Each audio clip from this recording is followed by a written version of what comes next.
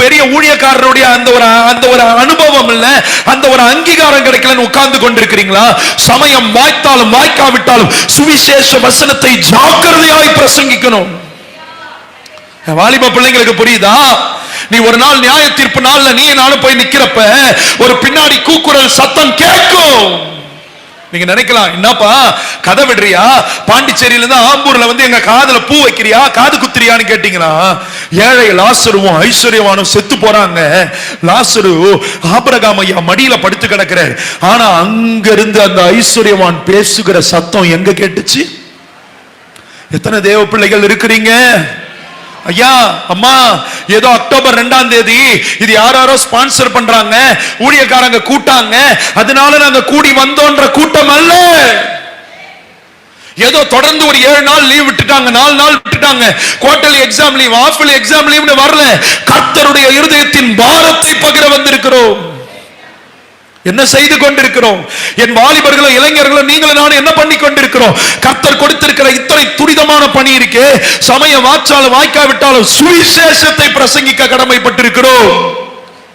ஏதோ வந்தோம், அக்டோபர் 2ஆம் தேதி ஒரு மீட்டிங் அட்டெண்ட் பண்ணா முடிஞ்சோம் போனோம் இல்ல.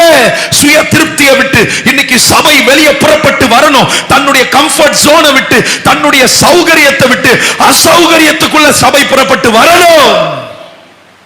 கத்தரேன் நினைக்காதீங்க. We are counting our minutes, even seconds. நொடிகளை நம்ம எண்ணிக்கொண்டிருக்கிறோம். கர்த்தர் வருகைக்கான அத்தனை காரியமும் ஆயத்தம் ஆயாச்சு. தேவ ஆலயம் இருக்கிற ஸ்தலத்தில் இருக்கிற கட்டிடம் எப்ப இடிக்கப்படுகிறதோ அந்த நொடியில இருந்து ஆண்டவர் எப்ப வேணாலும் வருவார். நம்ம என்ன பண்ணி கொண்டிருக்கிறோம்? நீங்க வீட்டை கட்ட வேணாம், கல்யாணம் பண்ண வேணாம், பேரம் பேத்தி எடுக்க வேணாம், நல்ல வேலைக்கு போக வேணாம் நான் சொல்லல. வாங்க வேணான்னு சொல்லல.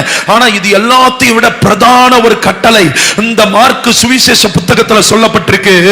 நீங்கள் புறப்பட்டு போய் சர்வ சிருஷ்டிக்கும் சுவிசேஷத்தை பிரசங்கியுங்கள். பிரசங்கிக்க பட்டம் தேவையா?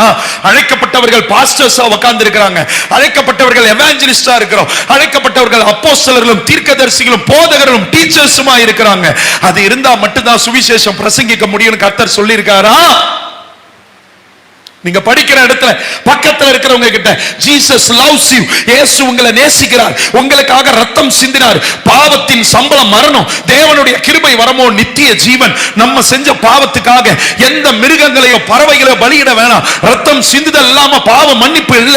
இயேசு கிறிஸ்து தெய்வம் இந்த பூமிக்கு வந்தார், மனுஷனாய் வளர்ந்தார், வாழ்ந்தார், சுவிசேஷத்தை அறிவிச்சார், தம்முடைய உடல்ல இருக்கிற மொத்த ரத்தத்தை சிந்தி அவரை நம்புகிறவர்கள் அந்த ரத்தம் கழுவும். அவரை விசுவாசித்து அறிக்கை எடுக்கிற வாழ்க்கையில் அவர் ரட்சகராய் வருவார் என்றதை சொல்றதுக்கு எத்தனை நொடி ஆச்சு? 30 வினாடி கூட. Have you ever shared gospel with your fellow student or fellow people? உங்களோடு கூட இருக்கிற ஒரு சகோதரனுக்கோ சகோதரிக்கோ இந்த 30 வினாடி சுவிசேஷத்தை உங்களால் அறிவிக்க முடிஞ்சுதா? நியாய தீர்ப்பு நாள்ல நிக்கிறப்ப எரி நரகத்தில் தள்ளப்பட்டவர்களுடைய சத்தம் கேட்கும். ஐயோ பிரிஸ்லி, உன் கூட எத்தனை நாள் நான் இருந்தேன், எத்தனை நாள் விளையாடினேன், எத்தனை நாள் ஒன்னா சுத்தணும், எத்தனை நாள் ஒன்னா சாப்பிட்டோம், எனக்கு ஒரு வார்த்தை இந்த இயேசுவை சொல்லியிருக்க கூடாதா? என்னால பரலோகத்துல சந்தோஷமா இருக்க முடியும்னு நினைக்கிறீங்களா? இது எல்லாம் என் கற்பனை, வேதத்துல இல்ல. எப்படி அந்த ஐஸ்வர்யவான் அங்க இருந்து கத்தினது கேட்டுதோ அது போல கேட்டா பரலோகத்துல என்னால நிம்மதியா வாழ முடியுமா? நான் சுவிசேஷம் எனக்கு சமயம் வாய்த்தும் நான் அறிவிக்க முடியாம, நான் அறிவிக்காமல் விட்ட ஆத்துமாக்களின் இரத்த பழி கர்த்தர் என்னிடத்துல கேட்க மாட்டாரா?